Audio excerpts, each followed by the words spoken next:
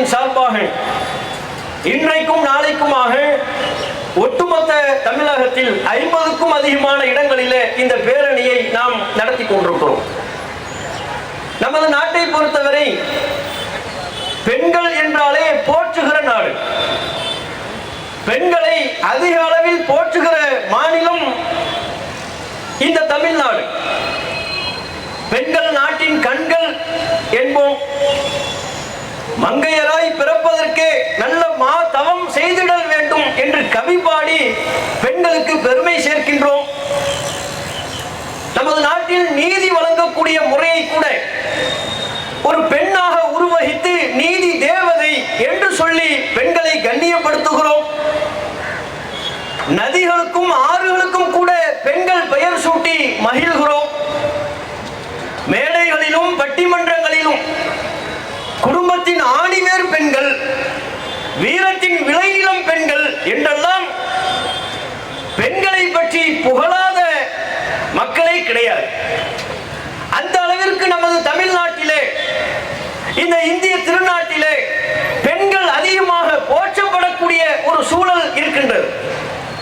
ஆனால் இன்னொரு புறத்திலே அவ்வாறு பெண்களை போற்றக்கூடிய போற்றுதல்கள் எல்லாமும் வெற்று சடங்குகள் தாமா என்று நம்மை நாமே கேள்வி கேட்டுக் கொள்ளக்கூடிய அவலநிலை இருக்கின்றது. வெளியில் இவ்வாறு பெண்களை புகழ்கிறோம், ஆனால் பெண்களுக்கு எதிராக நடைபெறக்கூடிய தொடர்ச்சியான குற்ற செயல்கள் அவற்றை ஒரு சமூகமாக தடுத்து நிறுத்துவதில் நாம் தோல்வி அடைகிறோம். ஒரு அரசாக தோல்வி அடைகிறோம். ஒரு நீதி அமைப்பு முறையாக தோல்வி அடைகிறோம். நாடெங்கிலும் குற்ற செயல்கள்.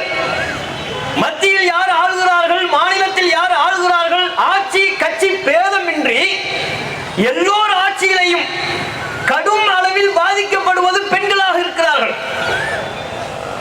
தலைநகர் டெல்லியிலிருந்து தமிழகத்தின் குக்கிராமங்கள் வரை பெண்களுக்கு எதிரான பாலியல் ரீதியான சம்பவங்கள் அதிகரித்துக் கொண்டே இருக்கின்றன. எத்தனை சம்பவங்களை நாம் சொல்ல முடியும்? சமீபத்தில் ஒரு 2-3 ஆண்டுகளாக நடைபெற்ற சம்பவங்களை நாம் அடுக்கி பார்த்தாலே நமது நாட்டில் பெண்களுக்கு, குறிப்பாக சிறுமிகளுக்கு பாதுகாப்பே இல்லையா? இப்படிப்பட்ட சமூகத்திலா நாம் வாழ்ந்து கொண்டிருக்கிறோம் என்று வெட்டி தலைகுனிய வேண்டிய நிலை ஏற்படுகிறது. குமாரபாளையத்தில் 7 வயது சிறுமி பாலியல் ரீதியான வல்லுறவுக்கு ஆளாக்கப்படுகிறார். விளாத்திக்குளத்தில் 12ஆம் வகுப்பு மாணவி பாலியல் ரீதியான வல்லுறவுக்கு ஆளாக்கப்படுகிறார். மதுராந்தகத்தில் 16 வயது மாணவி, சென்னை அடையாறில் 22 வயது கல்லூரி மாணவி, நாகை வேளாங்கண்ணியில 9 வயது சிறுமி, இப்போது சமீபத்தில் கோவை சூலூரிலே. இப்ப நாம என்ன கேட்கிறோம்? ஒரு காமுகன், நமது நாட்டிலே விபச்சாரம் அனுமதிக்கப்பட்டிருக்கிறது. விபச்சாரமே ஒரு தொழில், அதையும் ஒரு தொழிலாக பார்க்க வேண்டும் என்று நீதிமன்றம் சொல்கிறது. ஆணும் பெண்ணும் இணைந்து விபச்சாரம் செய்தால் அது குற்றமில்லை என்று சட்ட அமைப்புகள் சொல்கிறது. விபச்சார விடுதிகளுக்கு அங்கு ஆங்காங்கே நடைபெற்றுக் கொள்ளக்கூடிய அவலத்தையும் பார்க்கிறோம். வாழக்கூடிய இந்த சமூகத்திலே வீட்டை விட்டு வெளியே வந்து விளையாடுற ஒரு 9 வயது 10 வயது சிறுமிக்கு பாதுகாப்பு இல்லை என்றால், அந்த சிறுமியை பார்த்தவனுக்கு காம எண்ணம் ஏற்படுகிறது என்றால், அந்த சிறுமியையும் விட்டு வைக்காமல் தன்னுடைய காம பசிக்கு இரையாக்குகிறான் என்றால், காம பசிக்கு இரையாக்குவது மட்டுமல்ல, அந்த சம்பவத்தை வெளியில் போய் சொல்லிவிடக் கூடாது என்பதற்காக கொஞ்சம் கூட இரக்கம் பார்க்காமல் அந்த 10 வயது சிறுமியை தலையிலும் உடம்பிலும் பல்வேறு காயங்களை பார்ப்பதற்கே மனம் பொறுக்க முடியாத அளவில் காயங்களை ஏற்படுத்தி கொலை செய்கிறார்கள் என்றால் நாம் எப்படிப்பட்ட சமூகத்தில் வாழ்கிறோம்? அத்தகைய மனிதர்கள் எந்த முகமூடி போட்டுக் கொண்டு நம்மிடையே உலாவிக் கொண்டிருக்கிறார்கள்? சிந்திக்க வேண்டாமா? கோவை சூலூரிலே உயிரிழந்த அந்த சிறுமி நம்முடைய மகள் போல் அல்லவா? நம்முடைய சகோதரி போல் அல்லவா? அவளுக்கு மதம் வேண்டுமா? அவள் முஸ்லிமாக இருந்தால் தான் நாங்கள் கவலைப்பட வேண்டுமா? அந்த பெண்ணுக்கு நேர்ந்த கதி நாளை இங்கே நின்று கொண்டிருக்கிற நம்முடைய பிள்ளைக்கு ஏற்பட்டு விடாதா? ஏற்படாது என்பதற்கு என்ன உத்தரவாதம்? யோசித்து பாருங்கள். அந்த பெற்றோர்கள் சொல்வதை கேட்டால்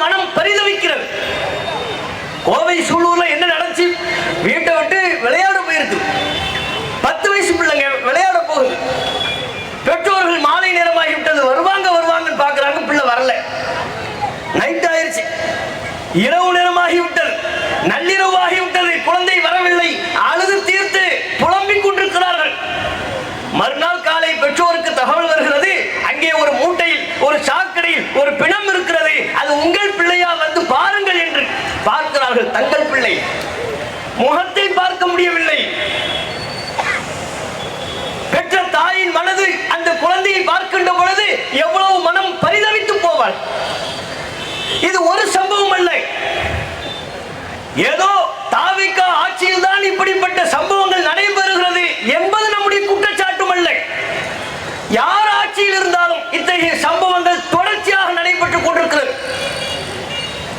இங்கே நாம என்ன கேட்கிறோம்? அந்த குற்றவாளிகள் மீண்டும் மீண்டும் இத்தகைய குற்றச் செயல்களில் ஈடுபடுவதற்கு என்ன காரணம்?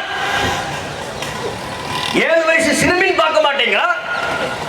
ஊத்தங்கரையில 60 வயது மூதாட்டி, அவளை கூட விட்டு வைக்கிறேன். அவன்லாம் மனுஷனா? அவன் நம்மோடு வாழ்வதற்கு தகுதி உள்ளவனா? அப்படின்னா நம்ம ஒரு சிஸ்டமா தோத்து போயிட்டோம்.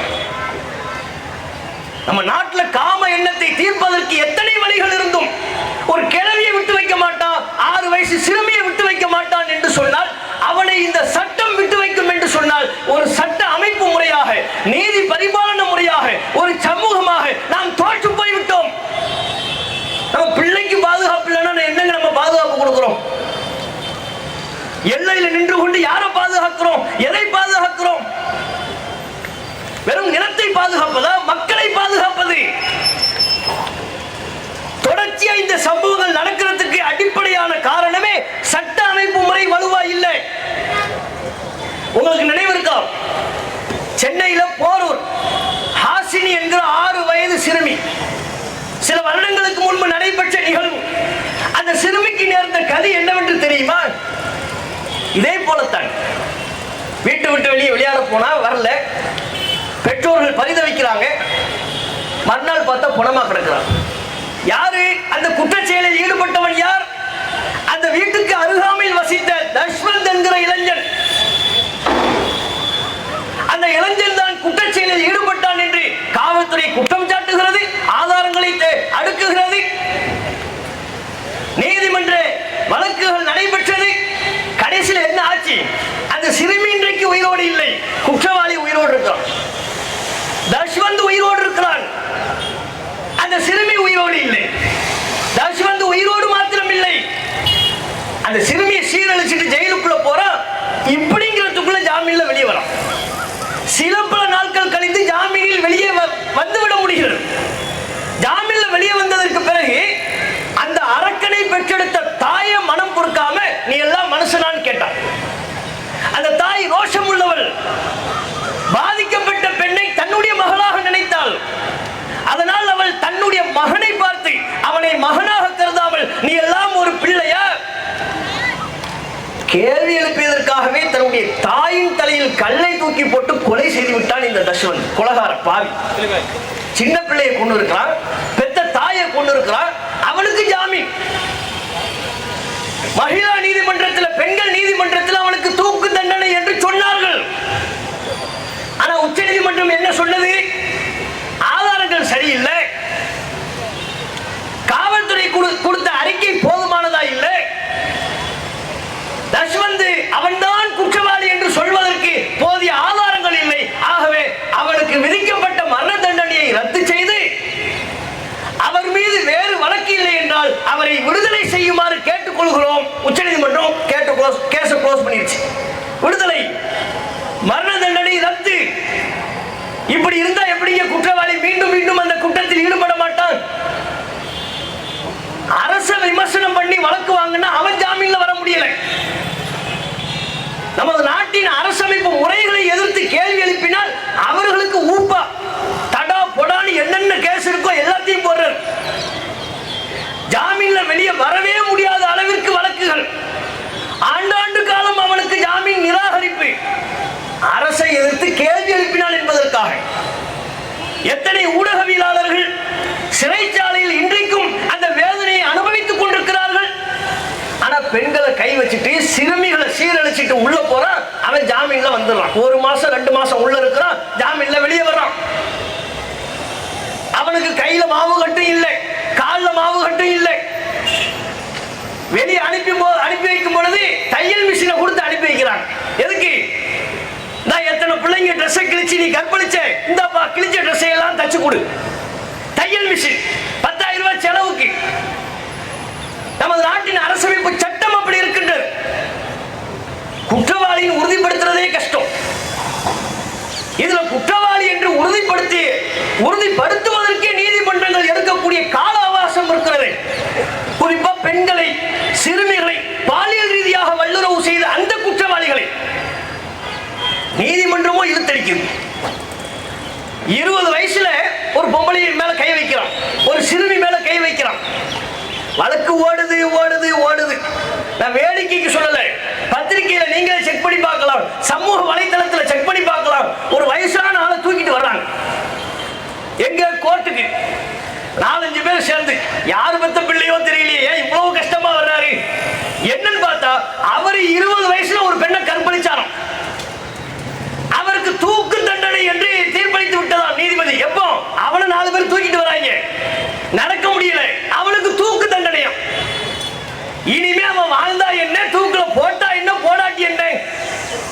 இப்படியா நீதிமன்ற பரிபாலன முறைகள் கால தாமதம் செய்வது? ரொம்ப வேதனையா இருக்கு. சாதாரண வழக்கிலேயே கால தாமதம் செய்யறாங்க. சின்ன வழக்கு சமீபத்தில் வந்த ஒரு தீர்ப்பு நீங்க பார்த்திருக்கலாம். 2016 நெல்லை ராதாபுரம் என்கிற ஒரு தொகுதி. அந்த தொகுதியில திமுகவின் சார்பா அப்பாவும் நிக்கிறார், அதிமுகவின் சார்பா இன்பதுரை நின்றார். இது எப்ப நடந்துச்சு? இப்ப இல்ல, 2016, 10 வருஷத்துக்கு முன்னால. அதுல இன்பதுரை ஜெயிச்சிட்டாரு, அதிமுக ஜெயித்து விட்டது அப்படின்னு தேர்தல் ஆணையம் அறிவிச்சிருச்சு. இப்ப திமுகவின் சார்பா அப்பாவும் என்ன செய்யறாரு? நீதிமன்றத்தை நாடுறாரு. தேர்தல் ஆணையம் வாக்குகளை சரியா எண்ணல. குறிப்பா தபால் வாக்குகள் இருக்கு. தபால் வாக்கு 1 லட்சம் 1 கோடி இல்ல, ஒரு 200 வாக்கு சொச்சம், அவ்வளவுதான். தபால் வாக்குகள் இருக்கு, அதை சரியா எண்ணல. ஆகவே இன்பதுரையின் வெற்றி செல்லாது, அதிமுகவின் வெற்றி செல்லாது. நீங்க தபால் வாக்குகளை எண்ணுவதற்கு உத்தரவிட வேண்டும் அப்படின்னு வழக்கு தொடுக்கிறார். யாரு? திமுகவினுடைய அப்பா. வழக்கு தொடுத்தது எப்போ? 2016. எத்தனை வாக்கு எண்ணணும்? 200 சொச்ச வாக்கு. தீர்ப்பு வந்துருச்சு. வாக்கு நீங்க எண்ணி ஆகணும். எப்போ? 2016 தொடுத்த வழக்குக்கு 2019, 3 வருஷம் கழிச்சு அந்த வாக்கை எண்ணிருங்க. இதை சொல்லத்துக்கே 3 வருஷமா? அந்த வாக்கை எண்ணுங்கன்னு சொல்லத்துக்கு 3 வருஷமா? எண்ணி முடிச்சிட்டாங்க ஒரு வழியா. 200 இல்ல, கவுண்டிங் கூட இல்ல, ஒரு வழியா எண்ணி முடிச்சிட்டாங்க. எண்ணி முடிச்சு அந்த முடிவை சொல்வதற்கு முன்பாக அதிமுகவின் சார்பா உச்சநீதிமன்றம் போயிட்டாங்க. உச்சநீதிமன்றம் சொல்லிருச்சு, எண்ணி முடிச்சிட்டீங்களா, அதை சொல்லக்கூடாது. உச்சநீதிமன்றம் தடை. நம்பரை சொல்லாதீங்க சொல்லாதீங்க சொல்லாதீங்கன்னு போய் சமீபத்தில் ஒரு வழியா நம்ம சொல்லிடுவோம் முடிவெடுத்துட்டாங்க. மக்களுக்கு சொல்லிட வேண்டியதுதான். என்ன சொன்னாங்க இறுதியாக? 104 வாக்குகள் வித்தியாசத்தில் அப்பாவு வெற்றி பெற்று விட்டார். இன்பதுரையின் வெற்றி செல்லாது. சொன்னது எப்போ? 2026. இப்போ எப்ப இந்த 104 வாக்கு வித்தியாசத்தை என்றதுக்கா இத்தனை வருஷம்? 10 வருஷம். அப்பாவு வழக்கு தொடுத்தது 2016, தீர்ப்பு வந்தது 2026. என்ன சமாச்சாரம்? பெரிய மூல வெடிக்கிற விஷயமா? வாக்கு என்ற விஷயம் ஒரு 200 வாக்கு கரெக்டா எண்ணி சொல்றது. அப்ப அதுல சட்டத்தின் ஓட்டையை பயன்படுத்தி நீதிமன்றம் இயங்கக்கூடிய முறையை தடுத்து நிறுத்த முடியும் என்று சொன்னால், அரசியல் அதிகாரம் பெற்றவர்களால் அதை சாத்தியப்படுத்த முடியும் என்றால், இந்த சின்ன விஷயத்தில் நீதியை தாமதப்படுத்த முடிந்தவர்களுக்கு இதிலேயே நீதி பரிபாலன முறை சரியாக செயல்பட முடியவில்லை எனும் பொழுது, கொலை குற்றவாளிகள் விஷயத்தில் எப்படிங்க நீதிமன்றம் வேகமா செயல்படும்? எப்படிங்க இவன் தான் குற்றவாளி, இவன் தான் அந்த பெண்ணை நாசமாக்கினார், இந்த சிறுமியை நாசமாக்கினார், எப்படி சொல்ல முடியும்? நீதி நிர்வாக முறை சுலோவா இயங்குது, காவல்துறையின் விசாரிப்பு முறை சுலோவா இயங்குது. அரசு அதை வேடிக்கை பார்க்கிறது. எந்த அரசா இருந்தாலும் அவற்றை வேடிக்கை பார்க்கிறது.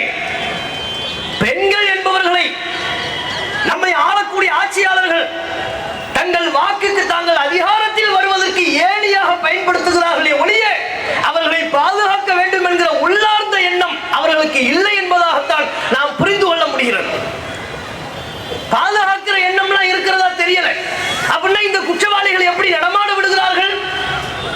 எப்படி அவர்கள் சுதந்திரமாக செயல்படுகிறார்கள்? என்ன வேணும் நமக்கு? பாலியல் குற்ற வழக்கு நிரூபிக்கப்பட்டு ஒருவன் சிறைக்கு சென்றால் அவனுக்கு ஜாமீனே கிடைக்க கூடாது. அப்படி ஒரு சட்டத்தை நீங்க கொண்டு வாங்க. ஒரு பெண்ணை, ஒரு சிறுமியை சீரழித்து விட்டான், குற்றம் நிரூபணமாகிவிட்டது, சிறைக்கு சென்று விட்டானா வாழ்நாள் முழுக்க சிறை, நோ ஜாமீன், ஜாமீன்ல வெளியவே வர முடியாது. அப்படின்னு இருந்தா தானே அவனுக்கு பயம் வரும். இது எதற்கு? கைய வச்சாலே, பெண்ணு மேல கைய வச்சா, சிறுமி மேல தப்பான நோக்கத்தில் கைய வச்சா அவனுக்கு வாழ்நாள் சிறை என்கிற அச்சம், பயம் குற்றவாளிகளுக்கு ஏற்படும். அதுவே ஒரு பெண்ணை சீரழித்து கொலை செய்து விட்டானா, ஒரு சிறுமியை நாசப்படுத்தி கொலை செய்து விட்டானா, அந்த ஈவு இரக்கமற்ற காட்டு முராண்டிக்கு மரண தண்டனை விதிக்க வேண்டும். கொஞ்சம் கூட இதில் கண்ணை காட்டக்கூடாது. ஆனா துரதிருஷ்டவசமா நம்முடைய நாட்டில் பாலியல் வழக்கில் மரண தண்டனை நிறைவேற்றப்பட்டவர்கள் 2 பேர் 3 பேர், அவ்வளவுதான். ஒட்டுமொத்தமா குற்றச்செயல்கள் அதிகமா நடக்குது, நாள்தோறும் நடக்குது. தண்டனை பெற்றவர்களின் எண்ணிக்கை சொற்பம், 2 3. நிர்பயா வழக்குல தூக்கில போடப்பட்டான், அதுக்கு முன்னால ஒரு வழக்குல தூக்கில போடப்பட்டான், அவ்வளவுதான். அதற்கு பிறகு பாலியல் வழக்கில் தூக்கில் ஏற்றப்பட்டவர்கள் என்கிற சம்பவமே நம்ம நாட்டில் இல்லை. அவ எந்த அளவுக்கு நம்ம பலவீனமா இருக்கிறோம்? ஏன் அவனுக்கு மரண தண்டனை விதிப்பதில் என்ன பிரச்சனை? மரண தண்டனை சொன்ன உடனே தான் மனித உரிமை ஆணையம்லாம் உருவாங்க. அதுவரை எங்க இருப்பாங்கன்னு தெரியாது. நம்ம நாட்டில் மனிதர்களுக்காக உரிமை கேட்டு வாங்கக்கூடியவர்களை தவிர மற்ற எல்லா ஆணையமும் ரொம்ப சிறப்பாக செயல்படும். நாய் கடிச்சு போதணும் நம்ம பிள்ளைய காப்பாத்தலாம்னு போனா ஒரு குரூப் வரும், நாயை காப்பாத்துங்க, அதுகிட்ட இருந்து எங்க பிள்ளைய காப்பாத்தணும்டா. அவன் கேட்பான், இல்ல நாயை காப்பாத்தி ஆகணும், நாயை காப்பாத்துங்க, அதுக்கு ஒரு கூட்டம் வரும். மாடுனால, ரோட்ல போகக்கூடிய மாடுகளால விபத்து ஏற்பட்டு பல வாகன ஓட்டிகள் அவதிப்படுவாங்க, காயம் அடைவார்கள், அவங்கள காப்பாத்துங்க. இல்ல மாடை காப்பாத்துங்க, அதுக்கு ஒரு குரூப் வரும். விலங்கு ஆர்வலர்கள் அதே மாதிரி தான் மரண தண்டனை கொடுங்கன்னு சொல்லிட்டா உடனே மனித உரிமை ஆர்வலர்கள் பேர்ல வரும். அதெல்லாம் கொடுக்க கூடாது, அவனும் மனிதன் அல்லவா, அவனுக்கு இரக்கம், அவன் மீது இறக்கப்பட வேண்டாமா? அவனுக்கு எதுக்கு இறக்கும்? என் புள்ள மேல, என் சகோதரி மேல, என் நண்பன், என்னுடைய அக்கம் பக்கத்து வீட்டாரின் பிள்ளை மீது இரக்கம் இல்லாத அந்த காட்டு மிராண்டி மீது நாம் ஏன் இரக்கம் கொள்ள வேண்டும்? நபிகள் நாயகம் காலத்தில் ஒரு நிகழ்வு நடைபெற்றது. அல்லாஹ்வின் தூதர் தான் ஆட்சியாளர்.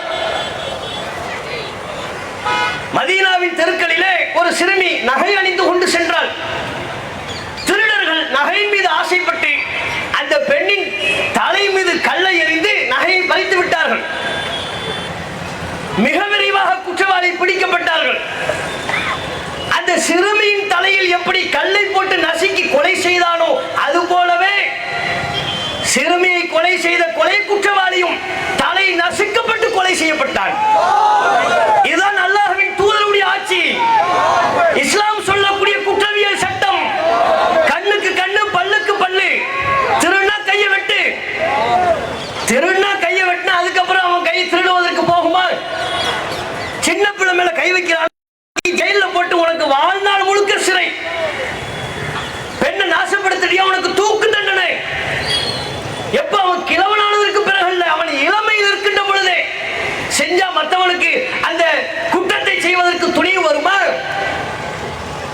அதைத்தானுங்க பெற்றோர்கள் கேட்கிறாங்க. நாம யாருடைய மனநிலையிலிருந்து பார்க்கறது தெரியுமா? எவன் தான் பிள்ளையை இழந்திருக்கிறானோ, தன் சகோதரி இழந்திருக்கிறானோ, தன் சொந்தக்கார சிறுமியை இழந்திருக்கிறானோ, அவன் படக்கூடிய மனவேதனையிலிருந்து நம்ம பார்க்கணும். அப்படி மனவேதனை அடையக்கூடியவர்கள் எப்படிப்பட்ட கருத்துக்களை சொல்கிறார்கள்?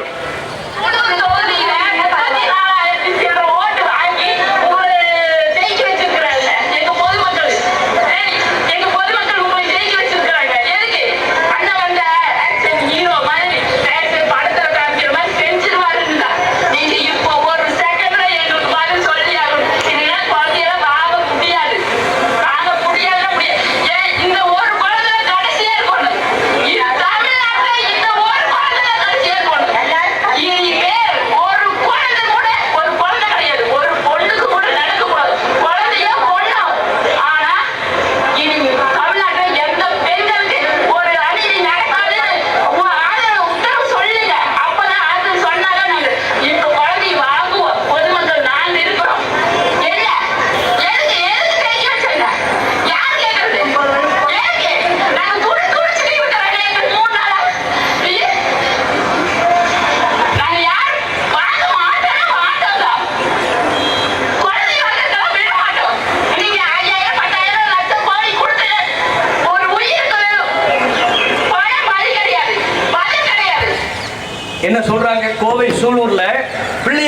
குடும்பத்தார்கள் கதறாங்க.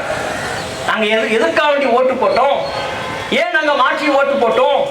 ஏன் நாங்க ஒரு ஆட்சி மாற்றத்தை உண்டாக்கணும்? அவங்க நினைச்சுக்கிட்டாங்க சினிமா படத்துல வர்ற மாதிரி யார் யாரெல்லாம் பெண்களை பாலியல் ரீதியா வல்லுறவுக்கு ஆளாக்குகிறார்களோ அவங்க எல்லாம் பாலத்து கீழே தொங்குவான்னு நினைச்சுக்கிட்டாங்க. பாலத்து கீழே அடிச்சு தொங்க விட்டுருவாரு. சிஎம் சார் வந்து உடனே என்கவுண்டர் பண்ணிடுவாரு, சுற்றுவாரு, எங்கிருந்தாலும் சுற்றுவாரு. அப்படி பார்த்தா இந்நேரம் பாலத்து கீழே 25 பேர் தொங்கணும், ஒரு வயலும் தொங்கலையே. நம்ம மக்கள் அல்லவா உயிர்களை இழந்து பிஞ்சு குழந்தைகள் அல்லவா பலியாகி கொண்டிருக்கிறார்கள். அதனால தான் அவங்க கேட்கிறாங்க, நாங்க என்ன நினைச்சு வாக்கு செலுத்தணும், எங்களுக்கு ஏன் இப்படிப்பட்ட நிலைமை? இது இந்த ஆட்சி என்று இல்லை, எல்லா ஆட்சியிலும் இப்படி நடக்குது. நீங்க எவ்வளவு பணம் கொடுத்தாலும் நாங்கள் இழந்த அந்த ஒரு உயிருக்கு ஈடாகுமா என்று கேள்வி எழுப்புகிறார்கள். அவர்களுக்கு என்ன நம்ம பதில் சொல்ல போறோம்? அதே போல பாருங்க, இப்படிப்பட்ட குற்றவாளிகளுக்கு என்ன தண்டனை வழங்க வேண்டும் மக்கள் சொல்கிறார்கள். தெரியுது, அதனாலதான் அந்த தீ வச்ச உடனே அங்க இருக்கிற அத்தனை பேர் வந்துட்டாங்க. அதே மாதிரி ஒரு பொட்ட பிள்ளையை தொட்டா அவனுக்கு மரணம்னு உடனே தெரியணும். அப்பதான் இந்த சமூகத்துல ஒரு சில நல்ல இது நடக்கும். நெருப்புனா சுடுன்னு தெரியுதுல, அப்ப பொட்ட பிள்ளையை தொட்டா அவனுக்கு மரணம் தெரியணும். அரபு நாடுகள்லாம் வெட்டானா, பொட்ட பிள்ளையை தொட்டுட்டானா, குழந்தைய தொட்டா கொள்றானா, உடனே கொள்றானா. இது ஏன் பண்ண மாட்டேங்கிறீங்க? மறுபடியும் மறுபடியும் ஆட்சி மாறுறாங்க, ஆட்சி மாறக்கூடாதா? பொண்ணுங்களுக்கு பாதுகாப்பு இருக்கக்கூடாதா? சின்ன பச்சை குழந்தை என்னடா உங்களுக்கு காமம் தெரியுது? நெருப்பனா சுடுன்னு தெரியுதுனாலதானே 10 வருஷமா அத்தனை பேர் வந்துட்டீங்க. இப்ப அது ஒரு பொட்ட பிள்ளையை தொட்டா கொள்ளுவாரு தெரிஞ்சு அவன் தொடுவானா? ஏன் மாற மாட்டேங்கிறீங்க? நல்ல கவர்மெண்ட் வாங்கியா மாத்தி மாத்தி ஓட்டு போட்டதான் மிச்சம். நம்மள எப்படியே படிக்க வைக்கிறேன், இவனை வெட்டவனு சொல்லி கூட்டிட்டு வந்தேன் நானு. அது மாதிரி தன்னுடைய குடும்பத்துல ஒவ்வொரு பிள்ளைகளையும் வளர்த்துங்க. சந்து கடை வைக்கிறவன்லாம் செருமல் அடிக்கிறா, நான் தடுத்தா என்ன அடிக்கிறா? இதெல்லாம் தான் அக்கா எப்படி அழுகுறாரு பத்தியில. பெத்த பிள்ளையை இழந்தா தனக்கு வழி தெரியும். மாத்தி மாத்தி ஓட்டு போடுறோம், ஆட்சி மாறுது, காட்சி மாறலையே. எங்க பிள்ளைகளுக்கு இப்படிப்பட்ட கொடூரம் நடைபெற்றுக் கொண்டே இருக்கிறதே. ஒரு சிறுமியை பார்த்து ஒருத்தனுக்கு இந்த காம எண்ணம் ஏற்படுதுன்னா ஏன்னு நம்ம யோசிச்சு பார்த்தோமா? யோசிச்சு பாருங்க, நம்ம நாட்டுல என்ன இல்லை, என்ன பிரச்சனை? தவறு செய்வதற்கு எல்லா வாசலும் திறந்து விடப்பட்டிருக்கிறது. நம்ம நாட்டுல கள்ளக்காதல் குற்றம் இல்லை, ஓரின சேர்க்கை குற்றம் இல்லை, விபச்சார விடுதிகள் குற்றம் இல்லை, ஆணும் பெண்ணும் இணைந்து விபச்சாரம் செய்தால் அதை தொழிலாக பார்க்க வேண்டும், அதுவும் குற்றம் இல்லை. இப்படி சொல்லப்பட்ட இந்த சமூகத்துல ஒரு 6 வயது 10 வயது சிறுமிக்கு இந்த சம்பவம் நடக்குது. அந்த சிறுமியை பார்த்து அவனுக்கு அந்த எண்ணம் வருதுன்னா என்ன காரணம்? சிஸ்டமா நம்ம ஃபெயிலியரா இருக்கும். எங்கு பார்த்தாலும் ஆபாசம். அப்ப எப்படி இவர்களுடைய சிந்தனையில இந்த வக்கிர புத்தி தலையில் ஏறாமல் இருக்கும்? எங்கு பார்த்தாலும் ஆபாசம். தெருவோரங்கள்ல நடந்து போறோமா, சுவரொட்டிகள் ஆபாசம், திரையரங்கு சினிமாக்கள் ஆபாசம், வீட்டில் ஒளிபரப்பு செய்யப்படுகிற தொலைக்காட்சியில் ஆபாசம், சீரியல்கள் ஆபாசம். சமூக வலைதளங்களை திறந்தால் ஒரு நல்ல செய்தியை பார்க்க முடியவில்லை, அதிலும் அரைகுறை ஆடையோடு ஆபாசம். இப்படி முழுக்க முழுக்க ஆபாசம் சிந்தி நிரம்பி வழியக்கூடிய ஒரு சமூகத்தில் அரக்கர்கள் உருவாவார்களே ஒழிய ஒழுக்கமிக்கவர்கள் எங்கே உருவாவார்கள்? ஆபாசத்தின் அத்தனை வாசலையும் திறந்துவிட்டு சமூகம் ஒழுக்கமாக இருக்க வேண்டும் என்றால் எப்படி ஒழுக்கமாக இருக்க இயலும்? ஒரு பக்கம் ஆபாசம், இன்னொரு பக்கம் சினிமா, ஆபாசத்தை தூண்டக்கூடிய சினிமா. இதுல பெரும்பங்கு சினிமாவுக்கு இருக்கு. பெண்ணை விரட்டி விரட்டி காதலிக்கிறது தான் ஹீரோயிசம். விரட்டி விரட்டி காதலிக்கணும். முன்னாலையெல்லாம் எம்ஜிஆர் சிவாஜி காலத்தில காதல்ங்கிறது 40 வயசுல. இப்ப வர்ற சினிமாக்கள்ல 8 வயசு 10 வயசுலயே பள்ளிக்கூடங்கள்ல 6ஆம் வகுப்பு 7ஆம் வகுப்பு படிக்கிற மாணவர்களுக்கு மத்தியில காதல். அதுதான் கதை, படத்தின் கதையே அதுதான். எப்படி 2 பேரும் காதல் பண்ணணும், எப்படி பெற்றோர்களை எதிர்க்கணும், எப்படி ஒழுக்க கேட்ல விழணும், எப்படி சீரழியணும், எங்கெங்கெல்லாம் சுத்தணும் கேட்டா சமூகத்தில் நடக்குங்கிறாங்க. சமூகத்தில் நடப்பதை சமூகம் குற்றம் என்கிறது. பெற்றோர்கள் கண்டிக்கிறார்கள், அக்கம் பக்கத்தவர்கள் கண்டிக்கிறார்கள். ஆனா சினிமா அதை ஹீரோயிசமா காட்டு, நார்மலைஸ் பண்ணுது. பெண்ணை விரட்டி விரட்டி துரத்துறது அவன் முடிய எப்படி வச்சுக்குவான், முடிய வைத்துக் கொண்டு கிழிஞ்ச சட்டையை போட்டுக்கிட்டு பேண்டு கிழிஞ்சிருக்கும், எங்கேயும் ரோட்ல உளுந்து எரிஞ்ச மாதிரி வருவான், முட்டுக்காலெல்லாம் கிழிச்சுக்கிட்டு சிகரெட்டு பறக்கணும். அப்படி சுத்தி விட்டான்னா 10 சுத்து போயிட்டு வாயில வந்து விழணும். விழுந்தான்னா சூப்பர் பா, இவர்தாயா ஹீரோ. இப்படித்தான சினிமாக்கள்ல காட்டுறாங்க. அப்ப பெண்கள் பின்னால் சுற்றுவதையும் பெண்களுக்கு பாலியல் தொல்லை கொடுப்பதையும் ஹீரோயிசமாக சினிமாக்கள்ல காட்டி நார்மலைஸ் பண்ணா அந்த சமூகத்துல என்ன ரிசல்ட் வரும்? இன்னொரு பக்கம் அரசே முன்னின்று நடத்தக்கூடிய மதுபான கடைகள், சுதந்திரமாக விற்கப்படுகிற கஞ்சா போன்ற போதைப் பொருட்கள். நீங்க நம்ம நாட்டில் நடக்கிற பாலியல் சம்பவங்களை தொகுத்து பாருங்க. 90 விழுக்காடு பாலியல் சம்பவம், 90 விழுக்காடு பாலியல் சம்பவம் எந்த நேரத்தில் நடைபெறுகிறது தெரியுமா? அந்த பாலியல் குற்றத்தில் ஈடுபட்டவர்கள் போதைப் பொருளை உட்கொண்ட நிலையில் ஒண்ணு கஞ்சா சாப்பிட்டிருப்பான், இல்ல மது குடிச்சிருப்பான். இந்த நிலையில தான் இந்திய நாட்டில் 90% பாலியல் குற்றம் நடக்குது. அப்ப அந்த குற்றத்தின் பின்னணியில அடித்தளமா அச்சாரமா போதைப் பொருள் இருக்கா, கஞ்சா இருக்கா, அபின் இருக்கா, அரசே முன்னின்று நடத்தக்கூடிய மதுபான கடைகள் இருக்கா? இதையெல்லாம் திறந்து வச்சு சமூகம் ஒழுக்கமா மாறணும். எப்படி மாறுவான்? மாறுவதற்கான சூழல் எங்கே இருக்கு? இதை மாற்றணும். ஒரு அரசாங்கம் பெண்களை பாதுகாக்க வேண்டும் என்று நினைத்தால் மதுபான கடைகளை இழுத்து மூட வேண்டும், ஆபாச சினிமாக்களை தடை செய்ய வேண்டும், போதைப் பொருட்களை முற்றாக ஒழிக்க வேண்டும், கஞ்சா பொருட்களை கண்காணித்து தீவிரமாக தடுக்க வேண்டும், சட்டத்தை கடுமையாக்க வேண்டும். இது நடந்தால்தான் நம்ம நாட்டில் பெண்களுக்கு பாதுகாப்பு கிடைக்கும். அந்த பாதுகாப்பை வலியுறுத்தி தான் தமிழ்நாடு தௌஹீத் ஜமாத்தின் சார்பாக தமிழகம் முழுக்க 50க்கும் மேற்பட்ட இடங்களிலே இந்த பேரணியை நடத்தி கொண்டிருக்கிறோம். இதன் மூலம் மக்கள் விழிப்புணர்வு பெற்று அரசாங்கத்துக்கு கடமை இருப்பதை போல பெற்றோர்கள் நமக்கும் கடமை இருக்கு. பெண்களுக்கு டச்சை பத்தி பாடம் நடத்தணுமா? குட் டச் எது, பேட் டச் எது, எது நல்ல தொடுதல், எது கெட்ட தொடுதல், அதிகம் பாடம் நடத்தணும். சிம்பிளா ஒரு வார்த்தையில சொல்லிடலாமே, டோன்ட் டச். அந்நிய பிள்ளைங்க யாருமே தொடக்கூடாது, அந்நிய பசங்க யாருமே தொடக்கூடாது அப்படின்னு சிம்பிளா முடிக்கிறதுக்கு பதிலா இது குட் டச், இது பேட் டச், இங்க தொட்டா குட் டச், இங்க தொட்டா பேட் டச். அது எதுக்கு? அந்த சமாச்சாரம் கொஞ்சம் கூட பலனளிக்காது. பெற்றோர்கள் நாம பொறுப்பா இருக்கணும். நம்ம பிள்ளைகளை, நம்ம அக்கம் பக்கத்து பிள்ளைகளை கண்காணிக்கணும். யாரோடு பழகுறாங்க, யாரோடு பேசுறாங்க, எங்கே செல்கிறார்கள், அவர்களின் நட்போட்டாரம் என்ன, அவர்களின் பழக்க வழக்கம் என்ன, யாரோடு, எல்லாவற்றையும் கண்காணிக்கணும். அந்நிய நபர்களை தொடுவதற்கு அனுமதிக்க கூடாது. பெண் பிள்ளைகள் தலைக்கு மேல் வளர்ந்து விட்ட பெண் பிள்ளைகள் என்றால் இந்த சமூகத்தில் தொடுவதற்கு அனுமதிக்க கூடாது. அப்படிப்பட்ட ஒரு சமூகத்தை, அப்படிப்பட்ட ஒரு மோசமான நிலையை கொண்டு வந்து விட்டுட்டாங்க. இந்த அரக்கர்களால் அப்படி ஒரு வெட்டி தலை குனிய வேண்டிய ஒரு நிலைக்கு விட்டுட்டாங்க.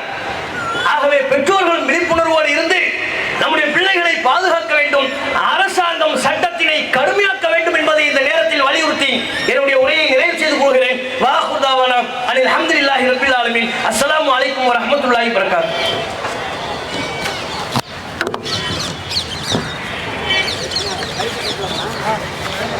ஒரே ஒரு நிமிஷம் மட்டும் ஹோல்ட் பண்ண சொன்னாங்க. முடிச்சு மக்கள் அனுப்பிடுவோம். அவ்வளோதான், ஒரு 2 நிமிஷம் கோஷம் போட்டு முடிச்சிடும். ஹோல்ட் பண்ணுறதுக்கு இப்போ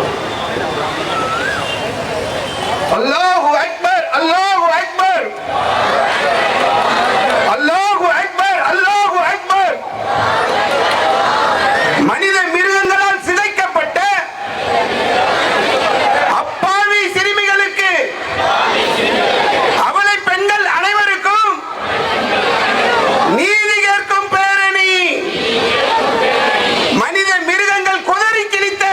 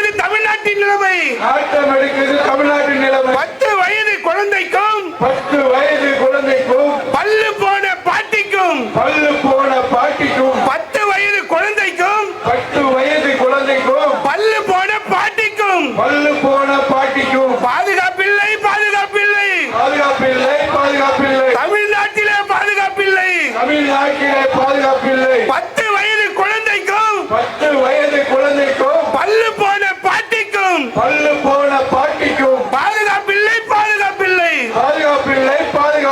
மாற்றத்திற்காக வாக்களித்து பதவியை கொடுத்த மக்களுக்கு சினிமா வசனம் தேவையில்லை தீர்வு வேண்டும் சிஎம் சார். சினிமா வசனம் தேவையில்லை தீர்வு வேண்டும் சிஎம் சார். தூக்கிலிடு மனித மிருகங்களை தூக்கிலிடு. அல்லாஹ் அக்பர்.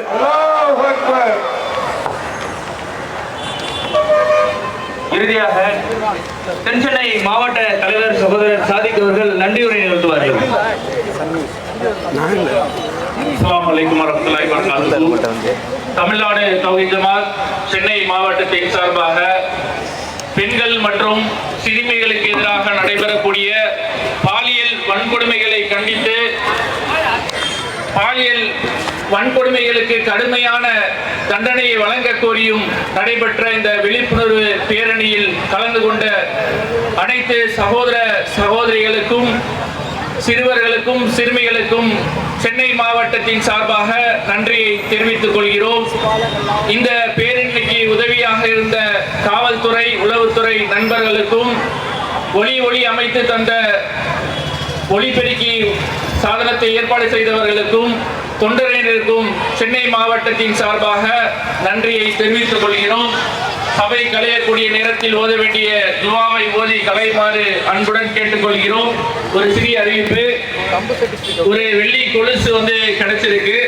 அதற்குண்டான சகோதரிகள் அடையாளத்தை காட்டி வாங்கி செல்லுமாறு அன்புடன் கேட்டுக்கொள்கிறோம். ஒரு கொலுசு. வாலண்டியர்ஸ் அப்படியே இருங்க. மக்கள் போறதுக்கு வாகனங்களை சரி செய்வதற்கு உதவி செய்யுங்க. அங்க இருக்கக்கூடிய மாவட்ட நிர்வாகிகளும் ஒத்துழைப்பு தரும்.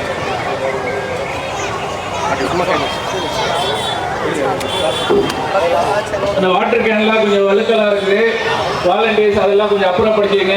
போகக்கூடிய நேரத்தில் கவனமா போங்க.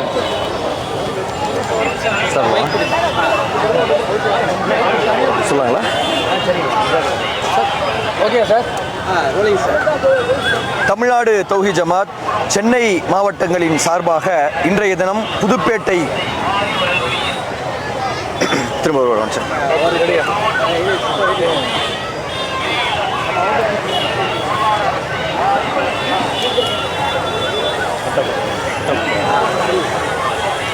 தமிழ்நாடு தௌஹீத் ஜமாத் சென்னை மாவட்டங்களின் சார்பாக புதுப்பேட்டையில் இன்று மாபெரும் பேரணி ஒன்று நடைபெற்று இருக்கிறது.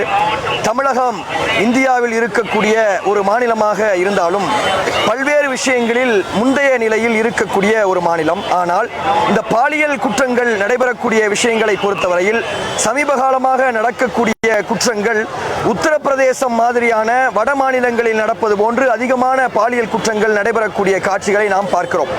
எந்த ஆட்சியாக இருந்தாலும் பெண்களுக்கு எதிரான குற்றங்கள் குறைந்தபாடில்லை. குறிப்பாக பெண்களுக்கு பாதுகாப்பை தருவேன் என்று சொல்லி ஆட்சிக்கு வந்திருக்கக்கூடிய விஜய் அவர்கள் இந்த பாலியல் குற்றங்களுக்கு எப்படிப்பட்ட நடவடிக்கைகளை எடுக்கிறார்கள் என்கின்ற விஷயத்தை மக்கள் எதிர்பார்க்கக்கூடிய ஒரு சூழல் என்பது இன்று இருக்கிறது. கோவையில் சூலூரில் ஒரு 10 வயது சிறுமி காமுகனால் கற்பழிக்கப்பட்டு கொல்லப்பட்டிருக்கக்கூடிய ஒரு சூழல். ஊத்தங்கரையில் ஒரு மூதாட்டி ஒரு பாலியல் கொடுமைக்கு உள்ளாக்கப்பட்டிருக்கக்கூடிய ஒரு சூழல். திருவண்ணாமலையில் அருணகிரிநாதர் என்று சொல்லப்படக்கூடியவர் வாழ்ந்த அந்த பகுதியில் திருவண்ணாமலைக்கு சென்ற மக்களுக்கு பாலியல் பிரச்சனைகள் நடக்கக்கூடிய ஒரு சூழல். நாளொரு மேனியும் பொழுதொரு வண்ணமுமாக தமிழகத்தில் பாலியல் குற்றச்சாட்டுகள் பெண்களுக்கும் குழந்தைகளுக்கும் நடந்து கொண்டிருக்கக்கூடிய நேரத்தில் இதை தடுக்க வேண்டிய கடமை தமிழக அரசாங்கத்திற்கும் காவல்துறைக்கும் நீதித்துறைக்கும் இருக்கிறது என்பதை வலியுறுத்தக்கூடிய வகையில் இந்த பேரணி என்பது இன்று நடைபெற்று இருக்கிறது. இந்த பேரணியின் மூலமாக தமிழக அரசாங்கத்திற்கு மிகப்பெரிய கோரிக்கைகளை நாம் வைக்கிறோம். இந்த பாலியல் குற்றங்களில் ஈடுபடக்கூடியவர்களுக்கு மிக கடுமையான தண்டனைகள் கொடுக்கப்பட வேண்டும். குறிப்பாக மரண தண்டனை என்பது வழங்கப்பட வேண்டும். அதே போன்று இந்த பாலியல் குற்றங்களில் ஈடுபடக்கூடியவர்கள் நிரந்தரமாக சிறையில் இருக்கக்கூடிய விஷயங்களை செய்ய வேண்டும். ஜாமீன் கிடைப்பது என்பது மிக கடுமையாக மாநிலமாக ஆக்கப்பட வேண்டும் என்கின்ற கோரிக்கைகளை வலியுறுத்தி இந்த பேரணி நடைபெற்றிருக்கிறது. இந்த பேரணியில் 5000க்கும் அதிகமான மக்கள் கலந்திருக்கிறார்கள். இன்று எவ்வாறு சென்னையில் இந்த பேரணி நடைபெற்றுக் கொண்டிருக்கிறதோ அவ்வாறு தமிழகத்தில் இருக்கக்கூடிய பல்வேறு மாவட்டங்களில் குக்கிராமங்களில் கூட சுமார் 50க்கும் அதிகமான பேரணிகள் தடையை மீறி நடைபெற்றுக் கொண்டிருக்கிறது என்கின்ற ஒரு விஷயத்தை நாம் இந்த செய்தியின் மூலமாக சொல்லிக்கொள்ள விரும்புகிறோம். என்னுடைய பேர் அல்லமீன், மாநில செயலாளர், தமிழ்நாடு தௌஹீத் ஜமாத். சரிங்களா? பதாகைகள் பொறுப்பாளர் கொடுத்துருக்காங்க, வாலண்டியர்ஸ் இருப்பாங்க, அவங்ககிட்ட ஒப்படைச்சிருக்கேன். வாலண்டியர்ஸ் அந்த வாகனங்கள் போறதுக்கு உண்டான ஏற்பாடுகளை செய்யுங்க. மக்கள் பாதுகாப்பான முறையில் போறதுக்கு உண்டான ஏற்பாடுகள் செய்யுங்க. சிலையுடைய பொறுப்பாளர்கள் வேன் எங்கே நிற்கிதுன்னா ஃபோன் பண்ணி முறையான அவங்களை அழைச்சிட்டு போங்க. பதாகை எல்லாம் கொடுத்துருங்க.